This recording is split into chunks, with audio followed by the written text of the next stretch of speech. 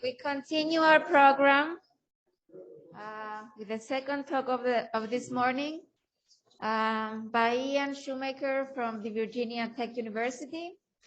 And the talk is on neutrinos, dark matter, and the quest for new physics. Ian, the floor is yours. All right, great. Thanks a lot, everyone. I'm excited to talk to you about a little bit of some of the research going on in the field right now. So as you already heard, neutrinos are a pretty diverse field with a lot of different areas, and you're going to hear in the talk that I'm going to do more about perspective from a theoretical particle physicist and how neutrinos fit in for our quest for the new broader framework for understanding matter and forces in the universe. So a brief outline, I'll talk a little bit about the standard model, what the standard model is, why it's so great, but why we know it's incomplete, and some of the ongoing hunt for understanding the nature of dark matter and neutrinos, and how we can make the best of the experimental probes we have at our fingertips right now. So the landscape of physics, we like to summarize a lot at times in science about how precise and how detailed and exquisite our understanding is. But when you're doing it, it really has, a little bit more of the look of something very sketchy. Maybe we have some details on one side of the map, but there are certain things we know we don't know. There are certain parts unknown, which are really just placeholders, things like dark matter or neutrino masses, things we know are out there, but we don't really understand the details of them. So before I talk about those things that we don't yet know, let's focus on sort of the right-hand side of that map, which is a little bit more fleshed out with some detail.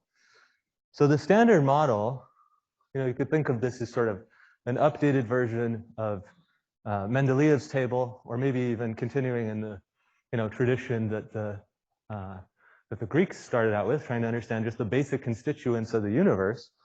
And one big difference, we'll talk a little bit about the pieces of this diagram, the different particles here. We heard a bit about them already in earlier talk from Alex. But one big fundamental difference between Mendeleev's table and the understanding that we have in the standard model is it's not just a theory of matter. It's not just zooming in on the particular constituents of matter and realizing there's more structure. It's also putting matter and forces really at the same fundamental, on the same fundamental footing. So let's take one simple example that I know we're familiar with, which is just a hydrogen atom. Couldn't be simpler, right? A simple system, a composite object with a proton and an electron. And sometimes we have, this picture in the back of our minds for what a hydrogen atom looks like. Of course, in reality, we know the electron's sort of smeared out because of quantum mechanics and so on. But another picture that particle physicists usually have in their minds for what's going on in an atom is that there's an electron and a proton. And the reason they're sort of glued together in this atomic structure is because they're constantly exchanging photons. They're constantly interacting through what we call the electromagnetic field. But at a particle physics level, we say that electromagnetism is mediated by the exchange of particles. We call these messenger particles or mediator particles. So every fundamental force in particle physics has an associated messenger particle. And the photon is just maybe the most obvious example. So as time went on, we realized, there's even more to this story because we could zoom in on the proton, figure out that that's also, not a fundamental object. An atom is a composite object inside of the nucleus. It's built out of protons and neutrons. And then if we go inside this particularly simple nucleus, which is just one proton, it's built up out of some smaller particles called quarks. In the case of the proton, it's two up quarks and a down quark. If I flipped it and had two down quarks and an up, that would become a neutron. That would appear to us as a neutron. And these constituent particles, the reason they're held together is because of the exchange of a new fundamental force carrier, which we call gluons. And this is dramatically stronger than electromagnetism. It binds them together, binds the quarks together. And we say that the strong nuclear force is mediated by the exchange of gluons. Another force we learned about in the 20th century, the other So the Standard Model has three fundamental forces that it describes with exquisite detail: the electromagnetic force and the strong force we just discussed, but it also describes what's called the weak interaction. And it's weak with a capital W. You know, it is a technical name. It's a new fundamental force. And the first place that this started showing up was in nuclear decay. So in the early part of the 20th century, people were looking at what was called beta decay. And what appeared to be happening was you just spontaneously have some atoms around, and spontaneously, all of a sudden, that atom gains a proton and spits out an electron. That's the apparent picture. The problem is, if that was all that was happening, all of the electron energy should be sitting all at one place, should just have one energy, which is dictated by how much energy you could start with that nucleus that decayed into a particular daughter nucleus. And this led to an apparent violation of energy and momentum. And there were, as you could imagine, there were a lot of different ideas people were exploring when you violate something like conservation of energy and momentum. And Alex already mentioned that the famous solution proposed by Wolfgang Pauli via telegram, by the way. For some reason he couldn't be bothered to show up at the conference. He apologized for this prediction because he thought it would never be experimentally verified. He thought it was kind of a bad prediction. But he said, you know, if there's some neutral guy that's emitted in this process that we just don't observe, you know, that's the one that's stealing away some of the energy that we don't observe. And with that in mind, you could predict exactly the spectrum of electron energies that was observed. So the original idea behind the neutrino was to explain an apparent violation of energy and momentum, which also led to this idea that there had to be an extra fundamental force around. And we know now what was happening, that inside of nuclei, a neutron, which again is one up quark and two downs, one of the downs inside of a neutron can spontaneously convert into an up quark, turning the neutron into a proton. And in so doing, this W particle, which is the messenger particle, one of the messenger particles of the weak force, emits an electron and an electron type neutrino. So, and I'm giving a little label to that neutrino because, as we already heard too, there's two other neutrinos. So just to recap, what we know about the Standard Model right now is we have a couple of forces mediated by different messenger particles. I didn't mention the Z boson, but it's another one of the messenger particles of the weak force. And if we're only talking about atomic matter, the types of matter particles we've discussed already, it's really just these four particles. It's really, you know, combinations of up and down quarks, which describe all nuclei. They're surrounded inside of atoms by an array of electrons, and occasionally, depending on the nucleus, it can spit out things like an electron type neutrino. And for reasons we don't understand, this pattern of four matter particles is repeated in nature. So there's, we call that atomic set of particles, sometimes the first generation.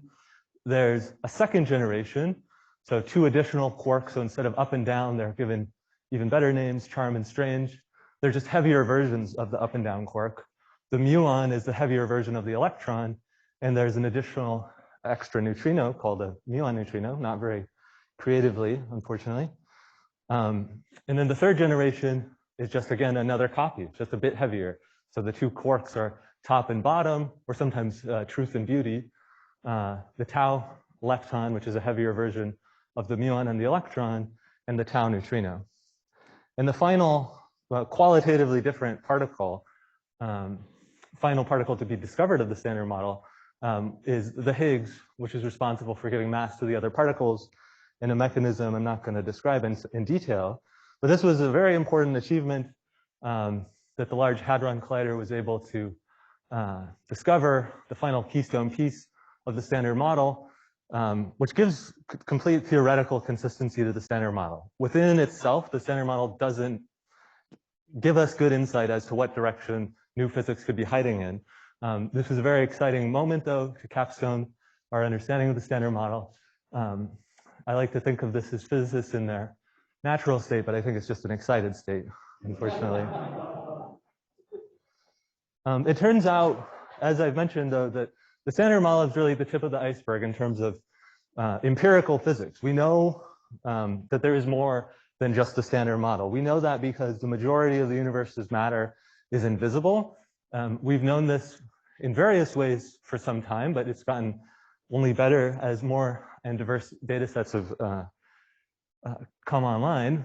So by looking at things like rotations of stars and galaxies, people figured out that the rotation of stars and galaxies is just too fast compared to the amount of mass that is visible. We know from things like cluster collisions, the cosmic microwave background, and gravitational lensing, all of these point to the fact that most of the universe's matter is invisible. It all points to the same energy density budget that the dark matter comprises something like 25–26% of the total energy density of the universe. Neutrinos also imply that there's some new physics that we just don't understand. I'll say a little bit more about neutrino oscillations, but the Higgs is responsible for giving masses to all of the known particles in the standard model, but it just doesn't work for neutrinos. There has to be some extra ingredients, and I'll talk a little bit about what are called sterile neutrinos that may explain why neutrinos have mass. But so far, it's quite mysterious. We don't know the fundamental origin for neutrino masses. But whatever the origin, perhaps it could help explain why it is that neutrinos are so dramatically light compared to the rest of the standard model particles. So let me say a little bit about dark matter before talking more about neutrinos and the types of new physics we can search for in neutrinos. So dark matter is kind of miraculous given that it comprises the majority of the universe's matter, and yet we know literally this many things about it. I'm not really omitting very much. There are a lot of things we know dark matter doesn't do, but in terms of things we know definitively about it, there's really not much more than this. We know that it's stable, or at least very long-lived. It had to have been present at very early times in the universe's history, and it's still around today. So if it's unstable, it does so on a pretty long time scale. We know that it's dark, meaning that it doesn't interact with the photon very strongly, at least. So it's not electrically charged, or if it is, it has a very, very tiny electric charge. And these are sort of, constraints on, think of it as a constraint on the lifetime or a constraint on the charge. This is one of the key things that we know positively about dark matter with pretty small error bars, which is how much of it there is on cosmological scales. We know that it's about this 26% of the universe's energy density budget. And then the final thing we know is that dark matter appears to be cold. And all that we mean by that is that when the clustering of matter started, dark matter needed to be not moving too fast, otherwise it wouldn't play an important role in gravitational clustering. If it was moving too quickly above the escape speed, for example, of the first perturbations that seeded galaxies, we would know, it would just fly out and not be participating in gravitational clustering. So when you put all those ingredients together, none of the particles of the standard model work very well. The neutrinos kind of come closest, right? They are indeed apparently stable and dark, but they have problems with these final bullets. But the good thing is that many, many theories beyond the standard model can explain what dark matter is. One particularly nice idea, or a class of ideas for understanding, giving us some theoretical framework for understanding dark matter, is trying to explain where that 26% comes from. So one idea is called a thermal relic. So the idea is that perhaps dark matter has some reaction, some ability to annihilate into standard model particles. And we know today the universe is expanding. So if we were to rewind that picture, go back to the very early universe, then the early universe was very hot and dense, and dark matter and anti-dark matter particles could easily find each other and annihilate. And time was going on. Dark matter is annihilating. I get less and less dark matter and anti-dark matter particles. But eventually, the universe's expansion dilutes the dark matter gas so much that they can't find a partner to annihilate with anymore. And I have a certain abundance that's just frozen in, that's just stuck as a relic. And you can use this argument to explain the observed dark matter abundance. given that it's this 26%, that points to a particular interaction rate, a particular particle physics interaction rate that can serve as a useful experimental target to go and look for ideas of dark matter. There are other ways too to explain the observed dark matter abundance, but that's one of the most popular ones. It's popular not just for sort of the theoretical simplicity of it, but it also makes a lot of nice predictions that you can go and search for. So some of the three sort of classic ways to go and search for dark matter are to either break it, make it, or wait for it. In this break it direction, time is going this way. So you may want to look exactly for that reaction that was explaining the early universe evolution of dark matter. Go look for dark matter annihilation today in regions of high dark matter density. You can use neutrino telescopes actually to go and search for this if the final state products include high energy neutrinos. You can reverse the diagram, slam some standard model particles together and potentially use E equals mc squared to produce new mass, produce dark matter in a collider. And then you would see it from apparent missing energy, apparent non-conservation of energy and momentum in a similar way to how neutrinos were originally discovered. The final direction, which is in many ways one of the most active directions in dark matter research, is what's called dark matter direct detection, which is you just make a very large and very sensitive detector, typically buried underground, so that it has very low background rate, and you wait for dark matter to come in and scatter on some standard model particle that you have in your detector. So this is part of the evolving landscape of dark matter direct detection, and it's a very interesting set of experiments. As you can see on this plot, it's very active. All we have plotted here is the dark matter nucleus cross section. So just think of this as a interaction strength between dark matter and nuclei, a probability to scatter on a nucleus as a function of the unknown dark matter mass, roughly in units of the proton mass. And one thing that sticks out from this figure is that there are a huge range of experiments. They're all very good at probing dark matter well above the proton mass. You know, all of a sudden, around above 10 in this plot, there's a lot of experiments that are doing interesting things. But if you go even just a little bit below, it's far less active. And that's just because of the fact that, for one, you need targeted experiments. You need very low threshold experiments in order to see feeble dark matter, in order to see very, very light dark matter. The problem is that if your dark matter is gravitationally bound to the Milky Way, we know the speeds that particles bound to the Milky Way have. They're around a couple hundred kilometers per second. So if I'm sending in something much less than a proton to come in and scatter on a nucleus, for example, and I'm stuck with that 200 kilometers per second, it's very hard to see much. I just don't produce a big kick on the nucleus when I bump into it. And there are other ways to get around this. One way is just, make an experiment that can see very feeble recoils, and people are exploring interesting directions for that, looking at exotic detector materials. Another possibility is think more broadly from a theoretical standpoint of what sorts of things can dramatically change this picture? What sort of scenarios can give me very fast-moving dark matter, sometimes what are called boosted dark matter scenarios? And this is great from an experimental standpoint because it can very easily make very low mass dark matter very detectable. The problem, by the way, right, is that you don't want to do this to all of the dark matter sitting around the Milky Way, because like I mentioned before, dark matter, if that was true, if dark matter is going very fast in aggregate, it would just be evaporating from the Milky Way. It wouldn't be sticking around, playing an important role for gravitational clustering. But some of the ideas that do this naturally, one very interesting one is, if we're looking for this kind of reaction, dark matter bumping into a nucleus, maybe this is the second time dark matter has bumped into a nucleus.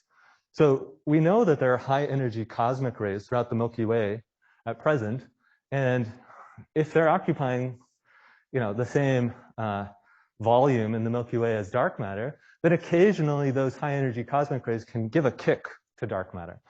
And this doesn't need to happen very frequently.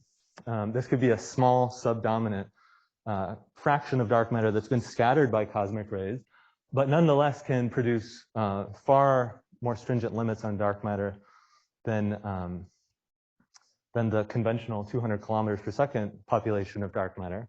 Another broad option, which I don't have time to do justice to here, and which is pursued in a lot of phenomenology papers, is the idea that, just thinking back to the Standard Model for a minute, ordinary matter is pretty complicated, has a lot of different forces and different constituents, stable and unstable particles, and so on.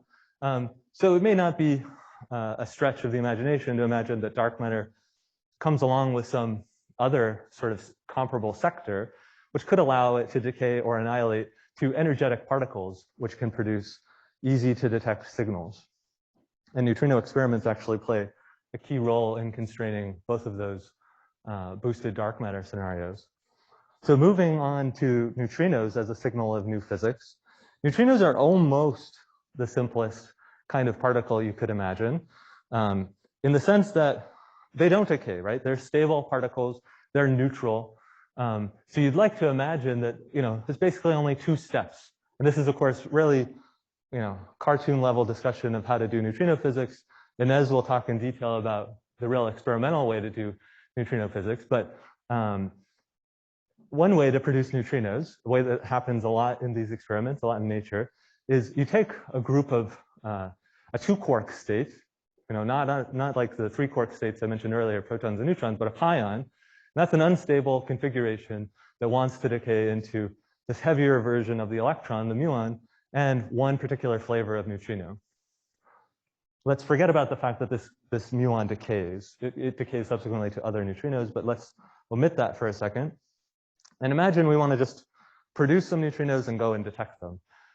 The way you can tell a neutrino flavor is from the detection side. When in this case, a new E is coming in and scatters on, for example, a neutron in your detector, it can do a similar thing to what we were talking about earlier in beta decay. It can come in, convert into an electron, the very particular property of the weak force that allows you to do that, and simultaneously change it down into an up. And that tells you that you had a new E. You had an electron come out of nowhere, come out of the neutrino that comes in, allowing you to identify the neutrino flavor. So it's almost that simple that you produce them and detect them.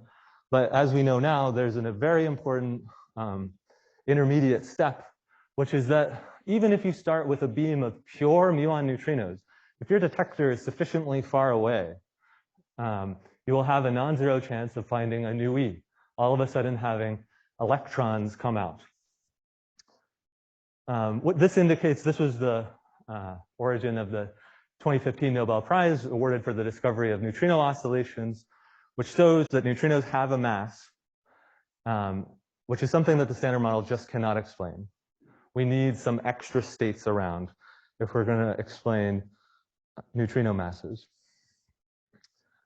So this is the way in which neutrino physics fits into this broader picture of beyond Standard Model physics. We know that they have something to do with some new physics. There are a number of ways of giving neutrinos a mass, various theories, but many of the most popular scenarios involve new particles called sterile neutrinos. So if we want to go and detect these sterile neutrinos, because we don't have good hints about what their mass should be and what strength of interaction they should have with the Standard Model. But thankfully, we have an array of experimental opportunities, an array of ways of searching for them. One way would be to look for modified neutrino oscillations, and there are a variety of experiments pursuing that.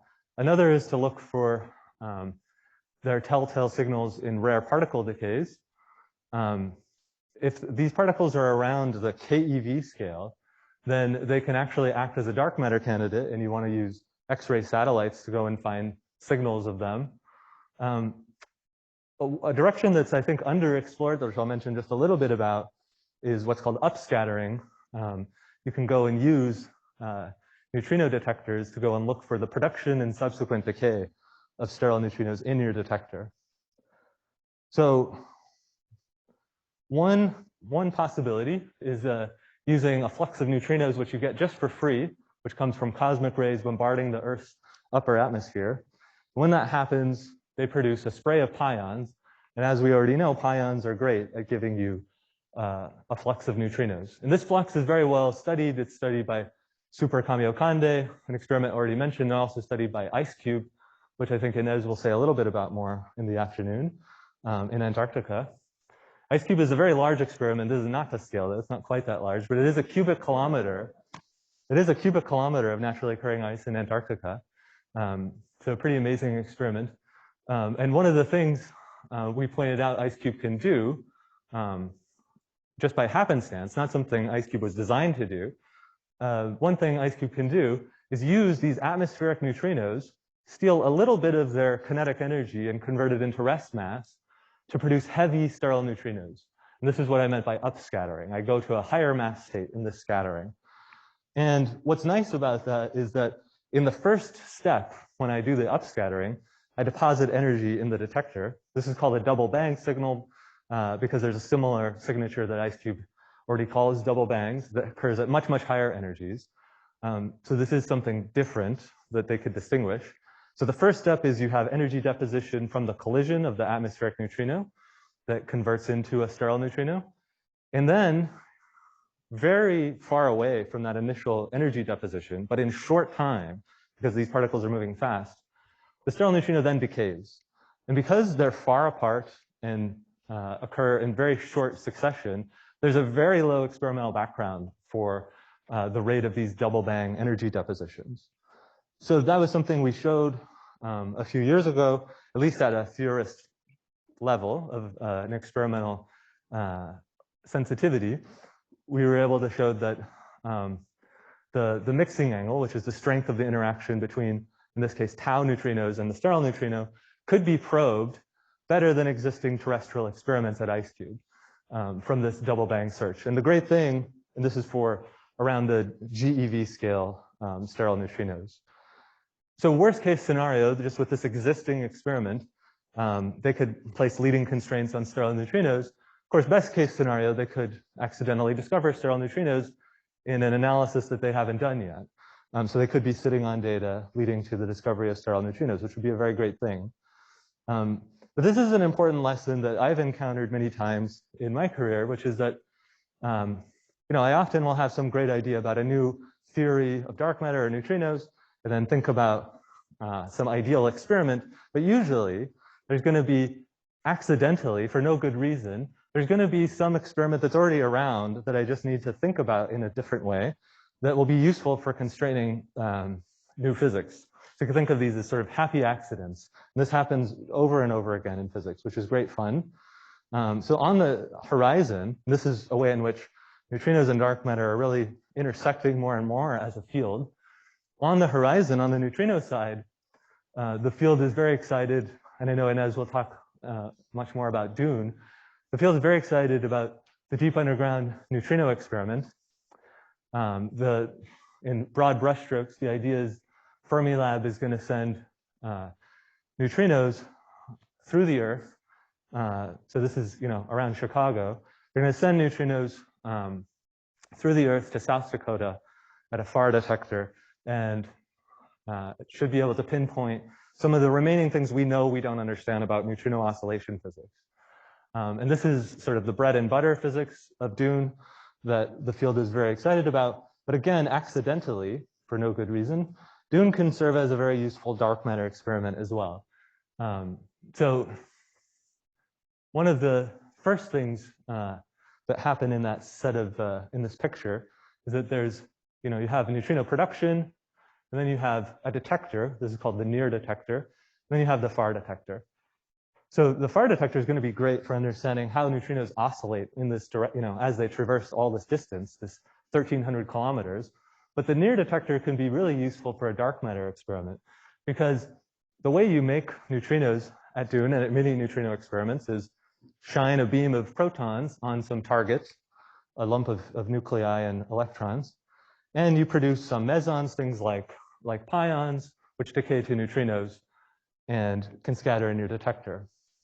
It turns out that, again, for no good reason, Dune also has the ability to probe very interesting beyond standard model physics, things that could be either unstable, be produced in the target, travel, and then deposit energy through their decays, or deposit energy from scattering, and can even probe this thermal relic dark matter that could potentially explain why it is that we have this 26% of energy density being comprised by particular particles that we don't understand yet. So this is something very exciting that Dune and more broadly neutrinos and the dark matter communities are starting to intersect, not just at a theoretical level, but also experimentally. So just to wrap up, the standard model really is the tip of the iceberg. We don't know, in analogy with that map I showed earlier, we don't know what direction we're going to go in the next few years, how this interaction between theory and experiment is going to pan out. We know, broadly speaking, that whatever is beyond the standard model has something to do with explaining the origin of neutrino masses and dark matter. And this may be, these are very much unexplored territories. There may be multiple new states, multiple new forces, and it's a very exciting field to be participating in. So I'm happy to take any questions.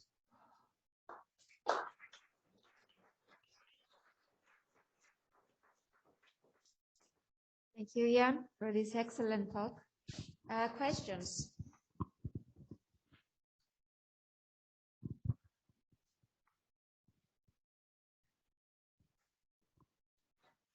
It seems like as far as dark matter, I'm starting to read about axions more. So can you talk a little bit about what that is? Yeah. So axions are definitely a very interesting candidate for dark matter. And one of these sort of two birds with one stone ideas, because in addition to playing a role of dark matter, they can also explain a technical problem of the strong nuclear force, something called the strong CP problem. And that's very nice, right? So that they can potentially do both of these things at once. On the experimental front, it's sort of been revived. It is a pretty old candidate for dark matter, but people are exploring a number of ways of probing them. One very interesting way is that something that can happen when an axion comes in to some experimental setup. If you have a very large magnetic field, axions do a very weird thing, which is they can become a photon, basically. So all of a sudden, you have photons appear out of nowhere if you have a very large magnetic field. And so people are exploring some of those directions for pinpointing axions as a dark matter candidate.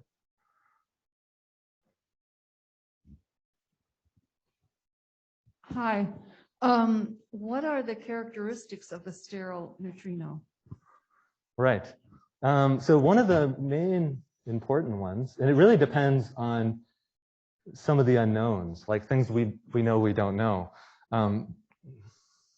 So the characteristics of a sterile neutrino, at the end of the day, the main characteristics are dictated by these two numbers, which is something called the mixing angle, which just tells us essentially how strongly it interacts with ordinary neutrinos, which is not something we know generically. Different models give us different ideas of where to shoot for. And then the unknown mass, which also, unfortunately, we don't have good hints about. There are different scenarios which relate these numbers. The most famous one is the seesaw mechanism, which can explain neutrino masses in a very elegant way. And that does connect the mixing angle to the mass. But there are other scenarios on the market too. So the broad characteristics, though, are basically these two numbers, the mixing angle and the mass. And then as a function of these things, different phenomenology, different experimental signatures are going to be the way to go. For very light sterile neutrinos, modified oscillations are going to be the way to go. If it's more like the GeV scale, then this upscattering thing can lead to some of the strongest constraints. Oh, I got it. Where the? Oh.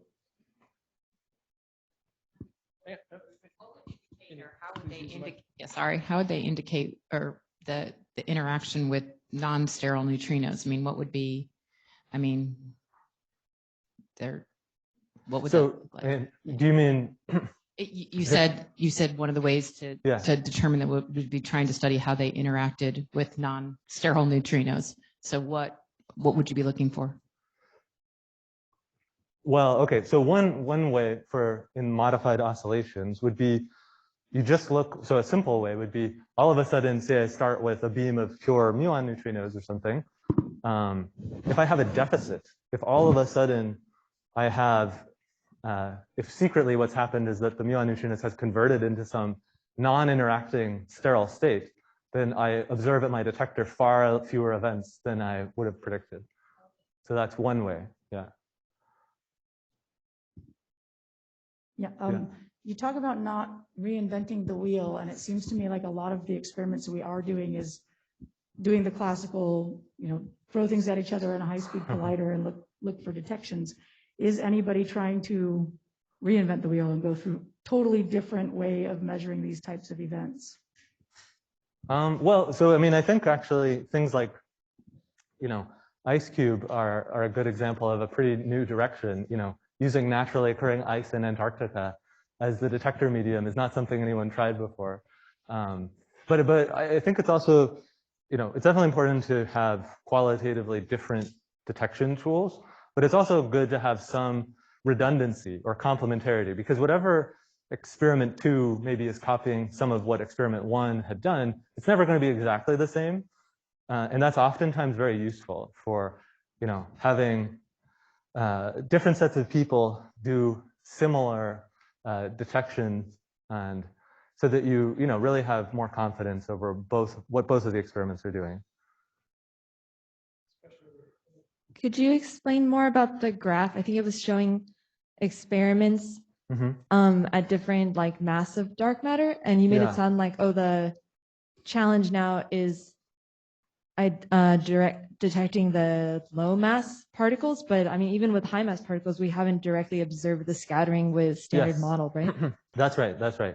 So there are 2 important caveats about this plot. So one thing is that I'm assuming at each mass, the conventional thing is you assume that 100% of that, 100% of the Milky Way's dark matter is comprised by, say, 100 GeV dark matter particles, right? And then you result in some constraint here on the plot. If you had some more involved setup, where you have dark matter consisting of multiple particles with multiple masses, things will be different. But you're right, there still is room to go. There still is room to go. But from a theorist standpoint, it's interesting to think about sort of, looking at the range of orders of magnitude, right? So I'm looking for extraordinarily feeble, barely interacting at all objects, versus over here, now it's 10 orders of magnitude, in terms of higher interaction rate. So there's just, essentially this is, again, more like that map that I had earlier, where it's like, we have no idea what could be hiding over here. You can really, have particles which can interact with dramatic strengths compared to what is going on at higher masses. Yeah. So you and Alex have both said about the flavor state does not equal the energy state. And so what determines the mass or the energy of the neutrinos? Right. So in this case, what's determining the energy of the neutrinos is basically how much energy it's inherited from this pion. So the pion has a certain mass. We could imagine the pion's just sitting there. It's not moving. So the pion has a certain mass, but it decays. And so to conserve energy and momentum, it gives some energy to the muon, some energy to the muon neutrino. So then I know exactly how much energy the muon neutrino has. And because of the way the standard model works, it's telling me I produce it with just this particular flavor, this particular type of neutrino. But the interesting thing is that that type of neutrino, that flavor type, is built up out of 3 different mass states. So one way to think about it is they travel at slightly different speeds, each of those 3 mass states.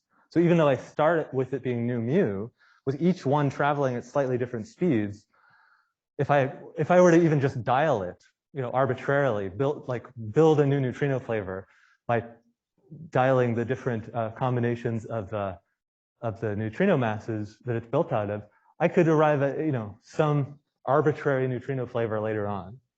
So that's really one way to think about why it is that you can start with one that's a pure flavor, but as time goes on, it ends up with a different a probability of being a different flavor, which you could think of as just being built up out of a different combination of those neutrino mass states. So is it going to the new standard model, like thinking about how to revise the current model? Is it then the assumption that we need to first understand neutrino mass to kind of understand dark matter, or well, right, that's a very good question.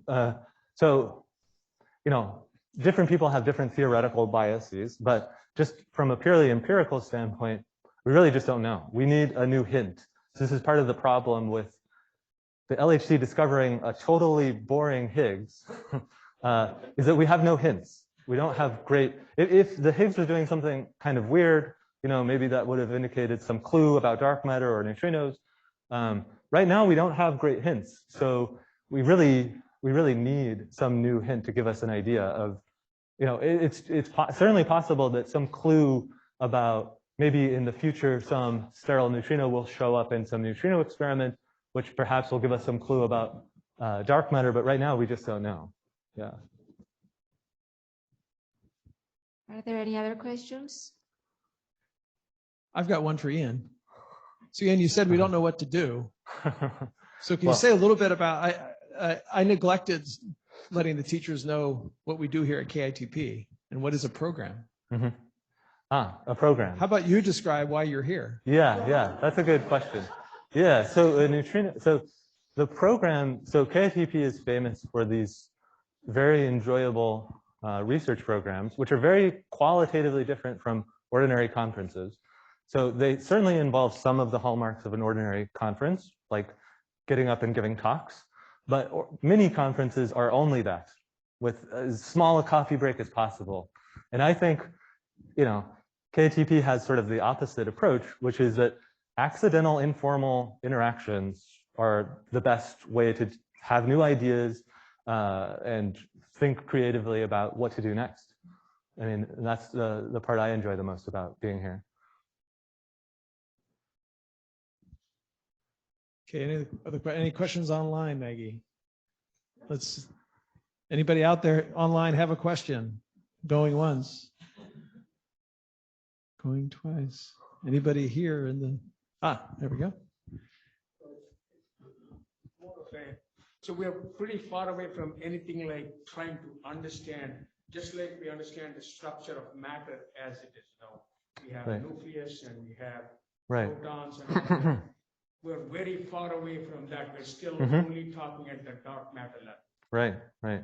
So to give you sort of an idea about potential clues in the future, so this is a particular, I alluded to the fact that Dune can test thermal relic dark matter, ideas for dark matter that can explain the observed dark matter abundance. And one of the ideas that does that very well, which goes in this direction of having more structure, not just one new particle, is what are called dark photon models. So these are models where dark matter, in this case it's depicted by these 5 particles, interacts with a new force carrier, something very similar to a photon that talks to our photon. So it can be produced in ways that our photons produce too. So the ordinary way that these neutral pions decay is by decaying to 2 photons. Turns out if there is this extra new force carrier around, what's called a dark photon, then occasionally it's produced in neutral pion decays. And that serves as your beam of dark matter at Dune. And that same interaction allows this neutral dark matter to come in and scatter, again, through the exchange of a messenger particle, in this case, a new hypothetical force carrier, a dark photon, and can scatter on electrons, for example, in the Dune near detector. And what's great is that those interaction rates are the same things that control its abundance in the early universe. And again, totally accidental, but Dune will be able to test the idea that dark matter got its abundance in this way.